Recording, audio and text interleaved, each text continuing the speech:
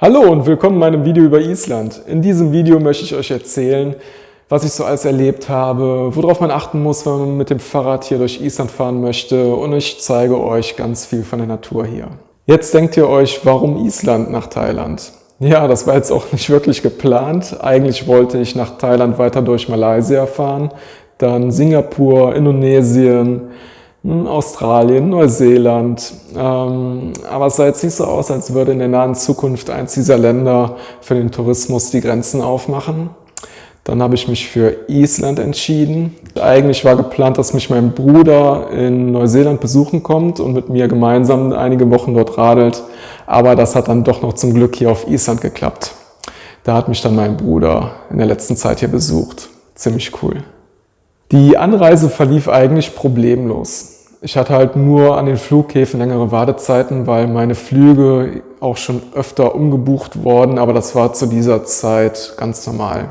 Und mein Fahrrad ist auch gut angekommen, aber das ist auch sehr robust. In Island angekommen musste ich dann natürlich auch einen Corona-Test machen. Das wusste ich, aber was auf mich zukommt, wusste ich nicht. Oh, also ganz komisch mit diesem langen Stäbchen, wenn die da eine Probe aus der Nase entnehmen wollen. Oh Gott. Ja, aber einige Stunden später habe ich dann eine SMS bekommen, dass der Test negativ war. Hier angekommen trifft man auch direkt super viele Abenteurer, was richtig toll ist. Und was aber richtig cool war, ich habe nach über 1,5 Jahren wieder eine gute Freundin hier getroffen, und zwar die Joana. Und dann ist da auch noch die Silvia und der Bernd, meine Nachbarn in Deutschland. Und die beiden unterstützen mich schon seit Anfang an meiner Reise. Vielen, vielen Dank, richtig cool. Und den Bernd, den habe ich hier nämlich zweimal wieder getroffen. Der ist hier mit seinem Land Rover unterwegs. Ich war auch ein paar Tage eher als mein Bruder hier, und ja, dann habe ich mir erstmal Reykjavik angeschaut, und es lohnt sich auf jeden Fall, einen Tag für die Stadt einzuplanen. Ist schon sehr schön. Ja, und dann nach einem schönen Wiedersehen mit meinem Bruder ging es dann auch endlich los.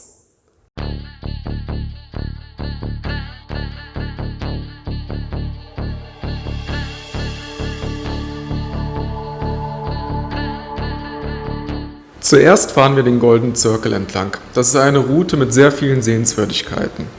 Und auch wenn das die erste große Fahrradtour für meinen Bruder ist, schaffen wir trotzdem 70 bis 100 Kilometer am Tag zu fahren.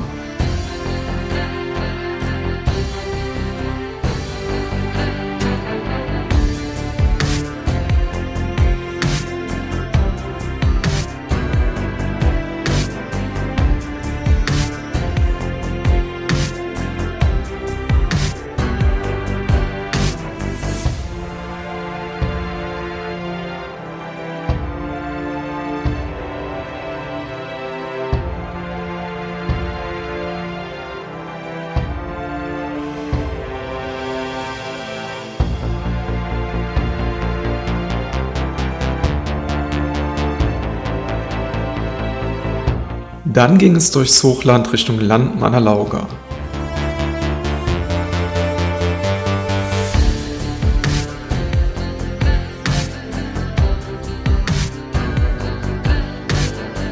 Natürlich ist es anstrengend, auf den Schotterpisten zu fahren, aber es ist machbar. Das Einzige, was natürlich sein kann, ist, wenn Teilabschnitte sandig sind oder der Kies zu grob mit der Kombination von einer Steigung, kann es sein, dass man sein Fahrrad mal schieben muss.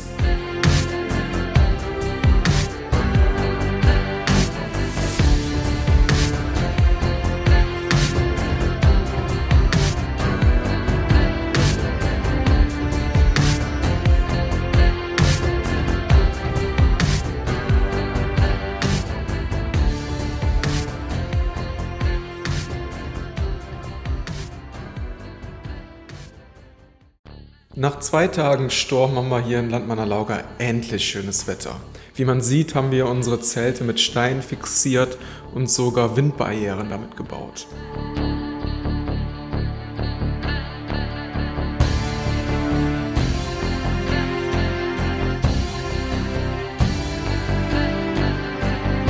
Dann waren wir 3 Tage wandern an diesem wunderschönen Ort.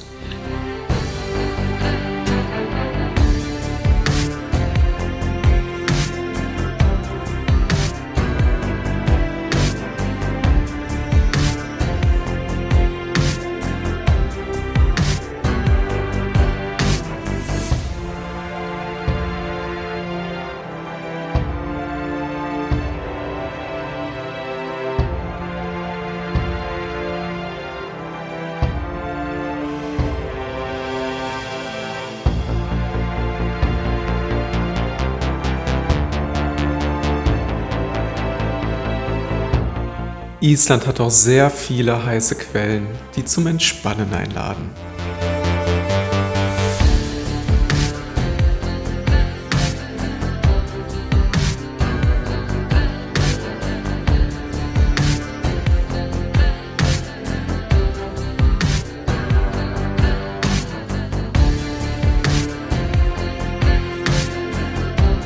Hier im Hochland muss man auch Flüsse durchqueren. Das ist natürlich mit einem Fahrrad ein besonderes Abenteuer.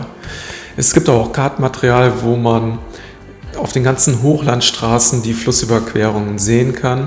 Und wenn man sich jetzt auch nicht sicher ist, ob man die Flüsse durchqueren kann, fragt man am besten einen Ranger vor, denn da spielen mehrere Faktoren eine Rolle, wie tief jetzt so ein Fluss oben im Hochland ist. Tja, wie man jetzt sehen kann, war dieser nicht allzu tief.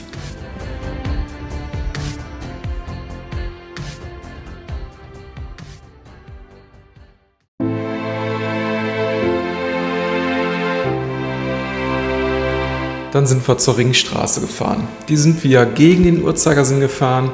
Ich habe aber nachher gehört, dass im Uhrzeigersinn sinnvoller gewesen wäre, denn dann hätte man öfter Rückenwind gehabt. Ja, wir hatten auch Gegenwind. Aber die meiste Zeit ging es eigentlich.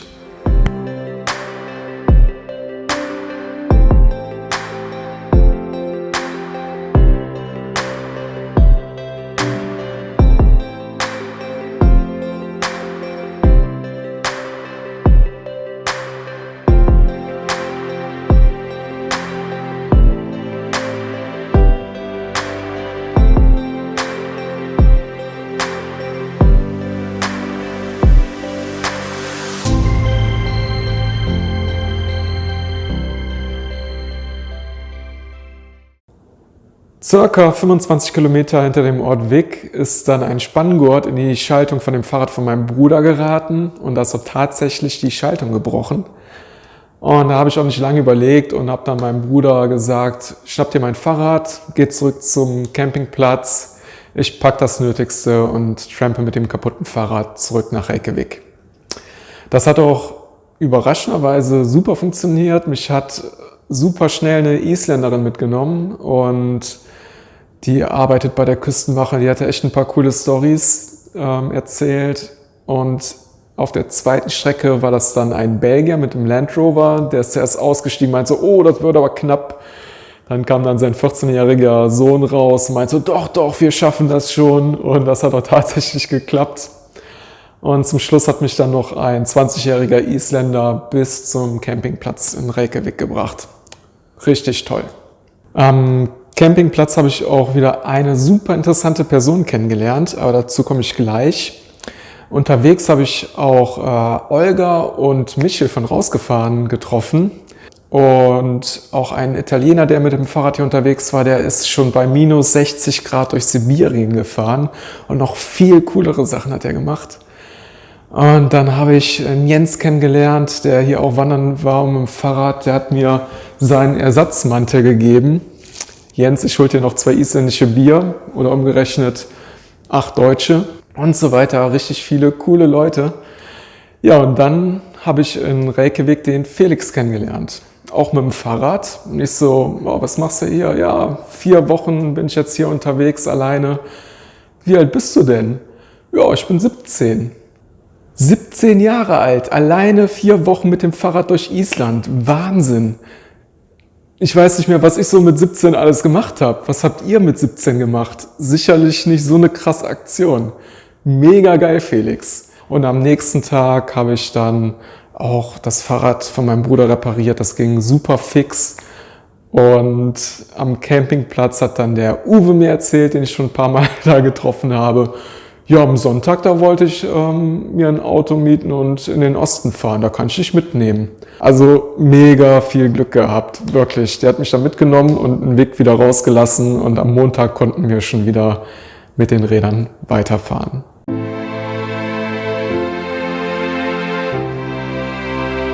Wie man sieht, haben wir hier im Süden richtig Glück mit dem Wetter. Das ist aber keine Selbstverständlichkeit hier in Island.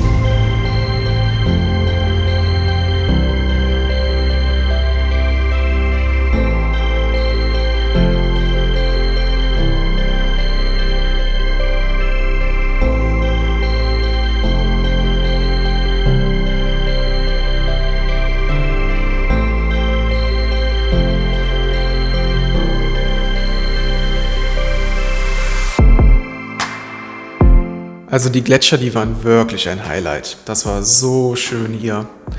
Und später hat man auch so viel Energie, dass wir es sogar noch geschafft haben, ganz spät in Höfen anzukommen. Und da haben wir dann am nächsten Tag meinen ehemaligen Nachbarn, den Bernd, getroffen, mit dem wir dann Höfen erkundet haben und dann waren wir auch lecker essen.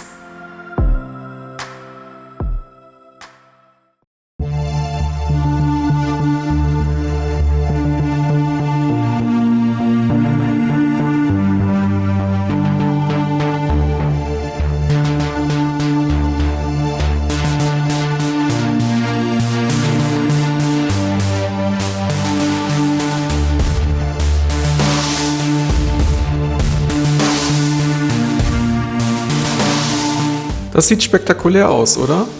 Wir hatten das als Gegenwind.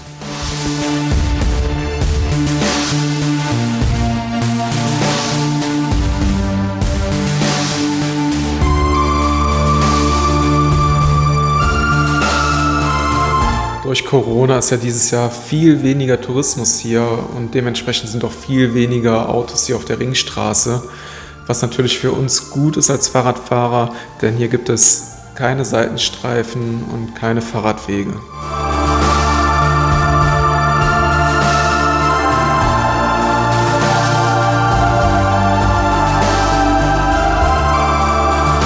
Das Wasser filter ich hier, weil Schafe in der Gegend sind. Ansonsten kann man das Wasser hier ungefiltert aus den Flüssen trinken.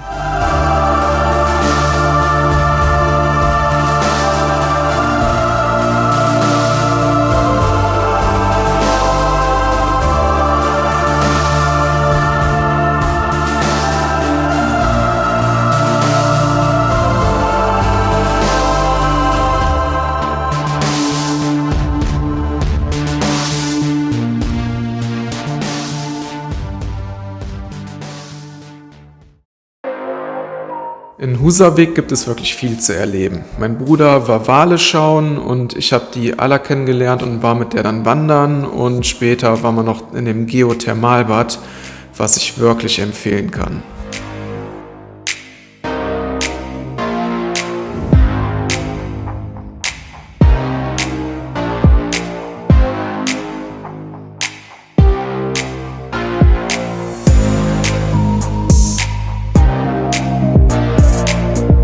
Dieses Jahr gab es auf Island eine Fliegenplage und besonders hier am Mývatnsee war es besonders schlimm.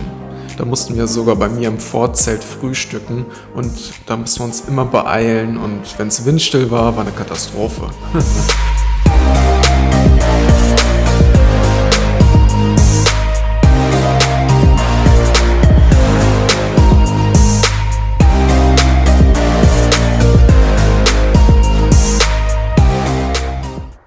Also die Fliegen sind hier wirklich sehr unangenehm.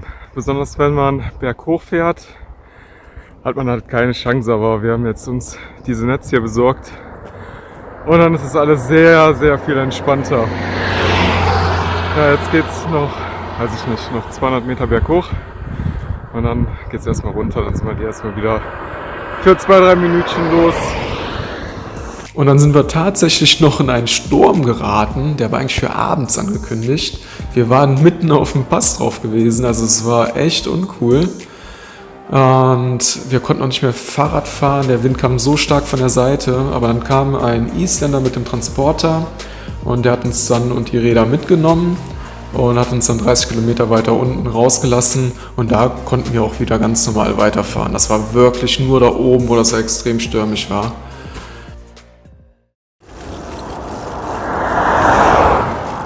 Wir sind jetzt auf dem Weg zurück nach Reykjavik. Wir haben jetzt noch weniger als 70 Kilometer, fahren noch einen schönen Fjord entlang. Dann in wenigen Tagen fliegt dann mein Bruder nach Hause und für mich geht es dann nochmal hoch in die Westfjorde. Da bleibe ich auch ein paar Wochen. Dann hoffe ich auch nochmal die Polarlichter zu sehen. Ja, Chapeau, kleiner Bruder. Also ich kenne wirklich nicht viele Leute, die aus dem Stegreif so etwas schaffen. Und es war so schön zu sehen, dass dir Island so toll gefallen hat. Und ich freue mich schon von dir zu hören, was du so für Fahrradreisen dann in der Zukunft so planst.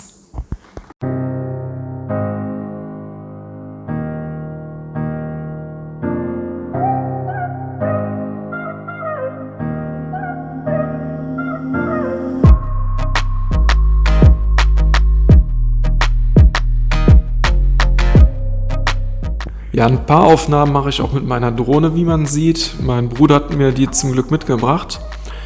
Ich kann aber nicht allzu viele Aufnahmen machen, da die oft defekt ist. Da muss ich mich noch drum kümmern.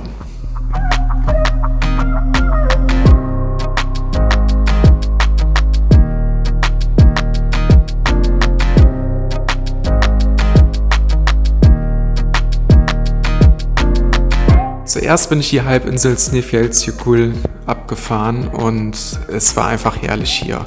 Hätte ich nicht erwartet und wie man sieht, hatte ich wieder so viel Sonnenschein und Rückenwind.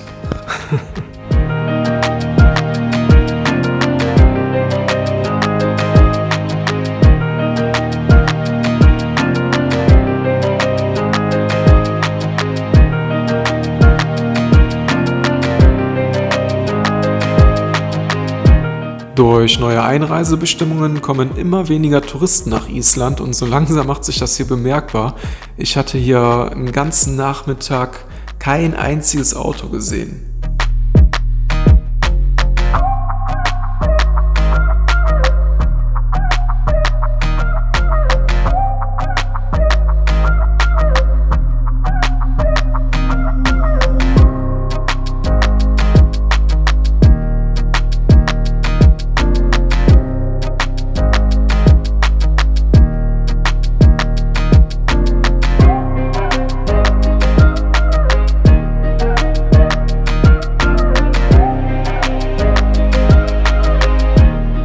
Das Wetter ist sehr wechselhaft, aber oh, sind die Westfjorde schön.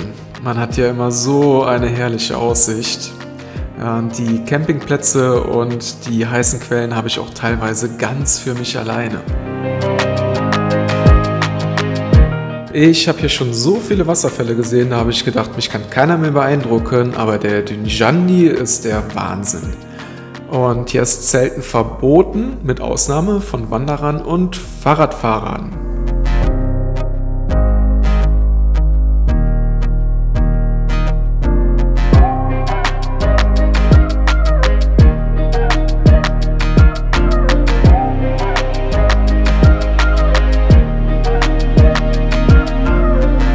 Die nächsten Tage soll es sehr stürmisch und regnerisch werden, also fahre ich gerade zu einem großen Campingplatz und werde dort ein paar Tage pausieren. Die Campingplätze kosten auch so durchschnittlich 10 € pro Person pro Nacht und ich finde, das ist ein ganz guter Preis.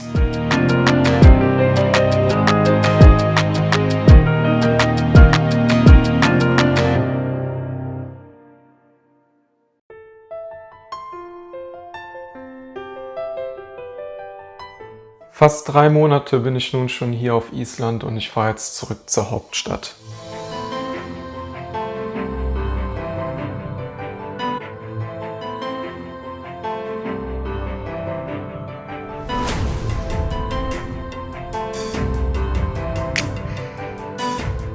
Ja, mittlerweile fängt es auch schon an zu schneien und das wurde auch schon ganz schön abenteuerlich, über die Pässe zu fahren, aber ich habe mich so lebendig gefühlt.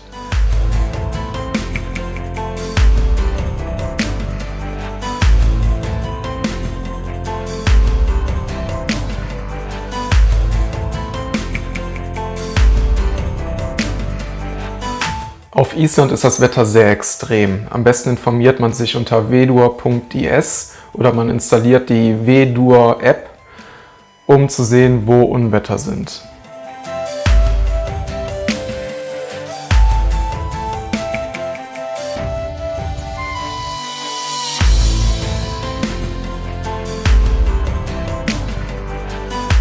Bei dem kalten Wetter war ich auch schon mal froh, wenn ich einen warmen Platz zum Frühstücken hatte und meine Sachen zum Trocknen aufhängen konnte.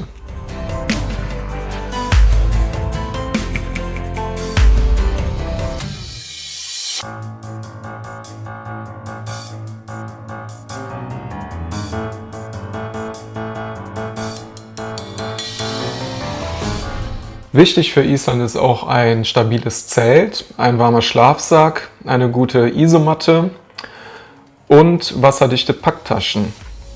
Und man darf auch die Sonne hier oben nicht unterschätzen, die ist sehr intensiv, also immer gut eincremen. Ja, ich habe wieder mal einen super Platz zum Zelten gefunden. Hier sieht man mein Zelt, hinter mir einen riesengroßen Fjord und hier haben wir 40 Grad warmes Wasser.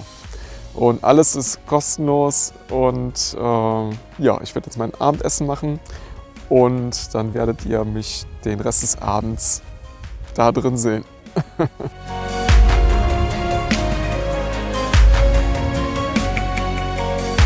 Das Beste kommt natürlich zum Schluss, denn was sieht man hier im Norden im September? Richtig, die Polarlichter.